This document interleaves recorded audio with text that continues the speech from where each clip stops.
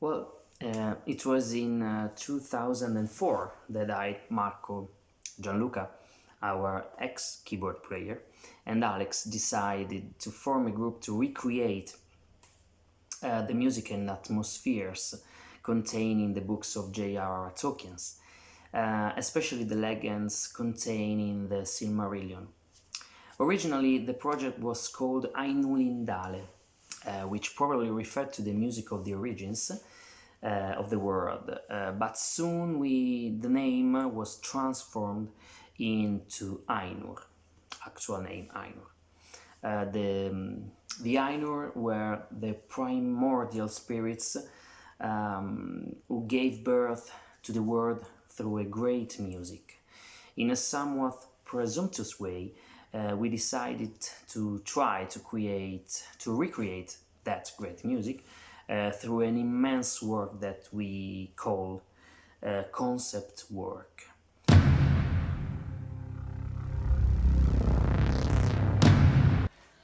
Gli Ainur erano creature sagge e create per mano di Ilúvatar e per mezzo di lui queste creature intonarono un canto che a sua volta crearono il mondo della Terra di Mezzo che nei racconti di Tolkien prendono poi forma.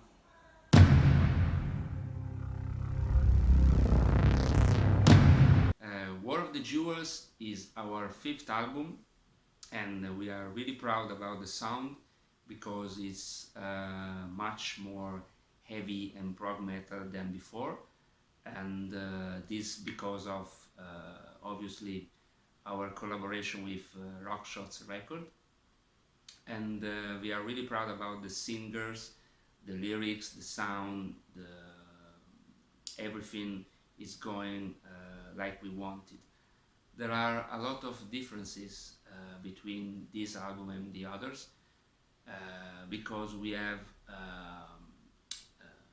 the sound is very heavy and prog, and of course because we have also some guests like Roberto Tiranti from Labyrinth and Derek Sherinian, the former keyboards of Dream Theater.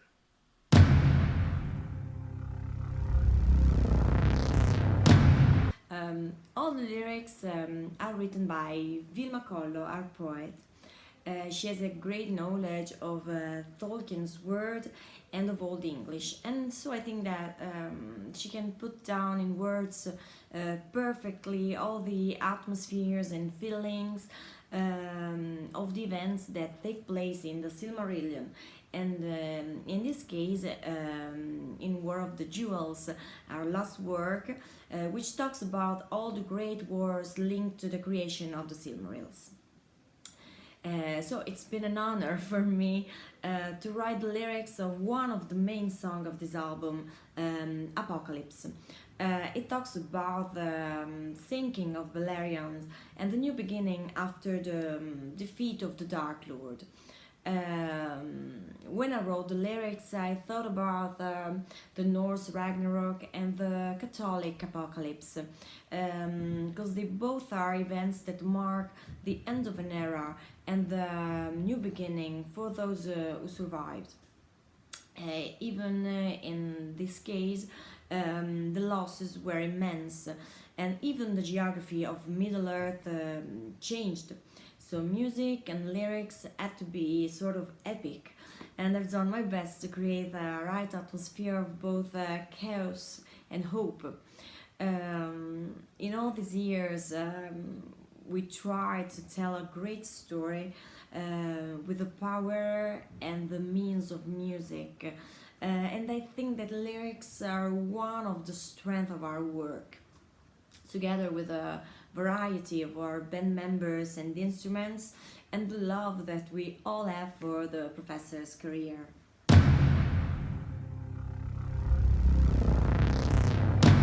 We always had our cover drawn by Dino Olivieri, who is a friend of Ainur since the beginning of days. However, for this album, we decided to give it a more international tone. So we asked Rockshots if they have any suggestion for this, and they told us about Felipe Machado. So when we looked at his work, we have not doubted at all, and we contacted him immediately. His cover, the cover of Felipe is great, and it showed Fëanor, that is one of the most important Elvis of the Middle Earth, and the one who created the Silmarils, which is one of the topic of the album. So it showed Fëanor in the moment in which he burned the ships of his allies, putting an end of the first king slaying. But Dino Olivieri, together with Ivan Chivini, Emanuele Manfredi, and Fabio Porfidia, and of course Mr. Ted Nasmith, are the illustrator guests of the album. So you will find their work inside the booklet of the album.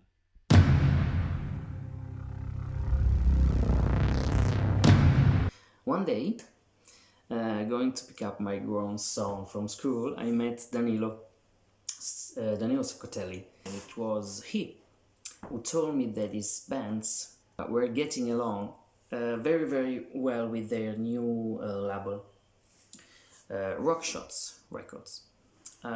Actually, we had already worked with them in the past during our first single, There and Back Again, in 2015.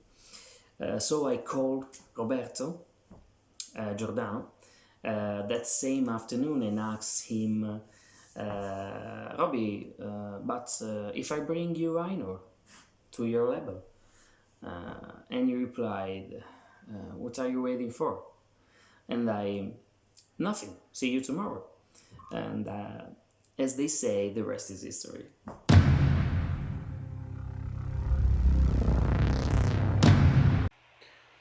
We believe it's very important to have a record company. It allows to have many contacts and high quality of distribution and visibility of the music produced by the band. We are very satisfied with Rock Shots Records, both from a professional and friendship point of view. In our case, the support of the record company also allow us to develop videos at the right times compared to the releases of the songs, and direct them on the right channels for the growth of the band, the Ainur. Thank you.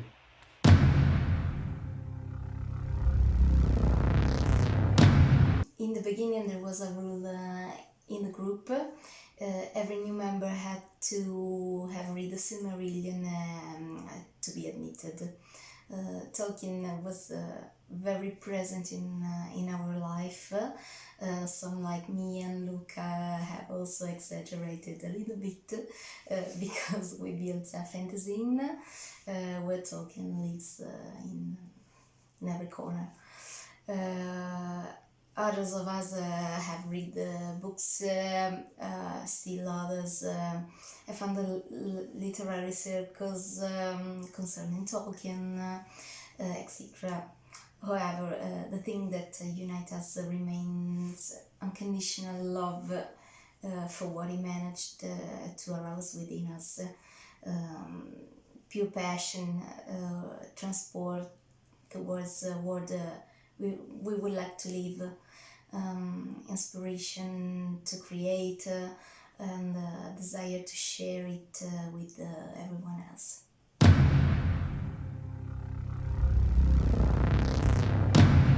Of course, we had to postpone and delay several live events, like the usual sea of people of spring and summer fantasy events, and the promotional activities related to our last album release. Unfortunately, COVID has shut down most of the planned shows. All the bands I played in have stopped rehearsals and concerts without knowing when it would be possible to restart. In May, for example, was cancelled a swing festival that I was going to attend with the big band I played in. And many events with Ainur have been cancelled, with the hope of being able to repeat them in the following months, but now a year has passed and nothing is known yet. Soon our album War of the Jewels will be released, and it would be very nice and exciting to be able to play live all together again.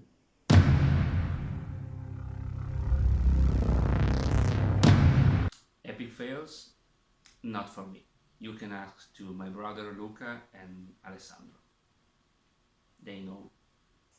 Okay, I don't remember the year, and I tried to forget the concert, but I think it was during a live in Milan by Art.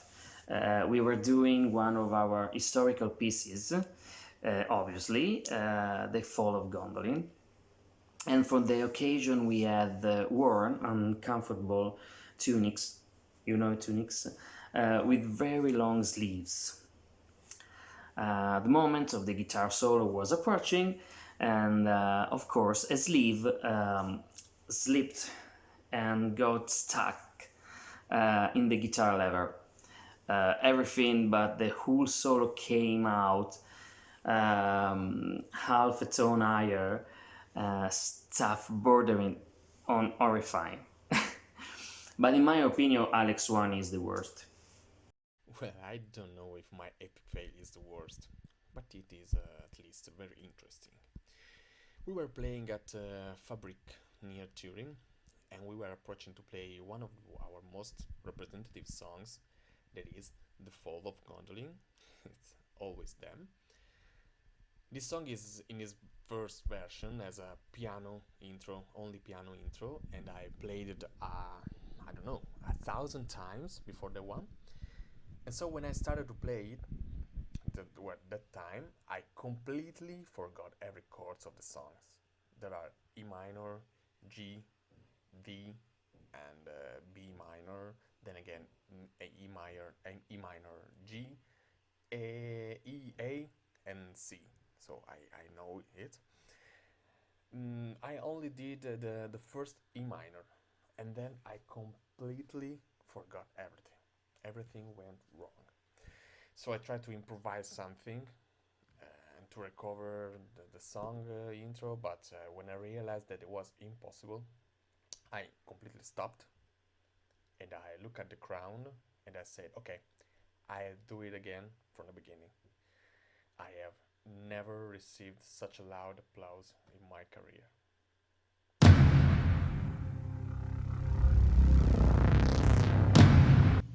One of the groups that impressed me much in the last few months are Pyramid Theorem. Even if they are not a very new group, because the first album went back to 2012. Their last album, which is released last year, 2020, very sad and damn year for music, and especially for live concert. Anyway, this album is a very long and heavy prog, very technical. Those guys are very skilled, all of them. They are just four, but they sound very good. They sing not so much, but they are very melodic, and their lines are very nice. They remind me of Dream Theater in their best moment, for example, in Scenes from a Memory Part 2.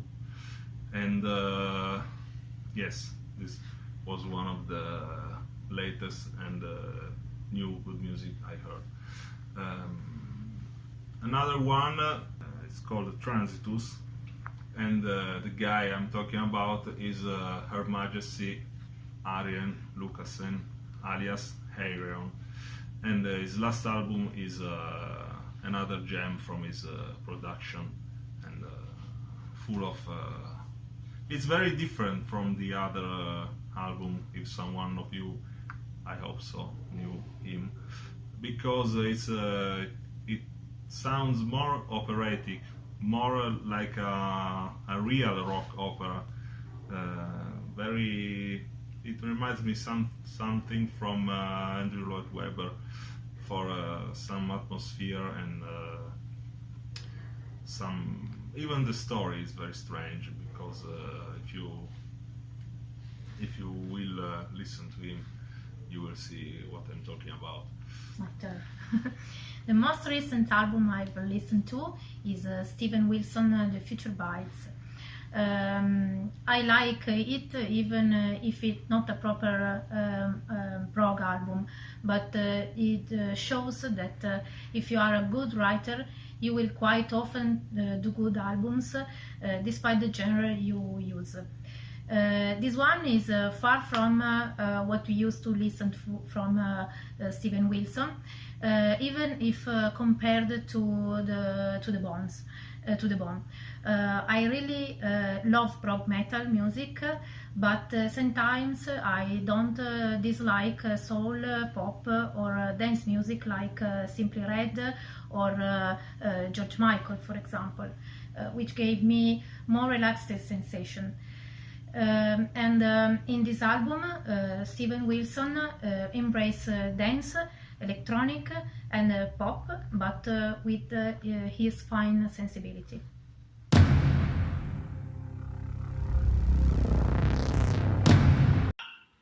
Certainly, as far as live music is concerned, this pandemic has been destructive. The isolation has forced the closure of folk clubs and events. But the resilience imposed by social isolation has found a precious ally in music. Protagonists first on Italian balconies, then in streaming concerts from every corner of the planet, as well as in the countless recordings that bands like us, Ainur, produced during the lockdown. Our hope, is that we can soon go back to making music together and sharing with our audience the adrenaline that only live performance can produce.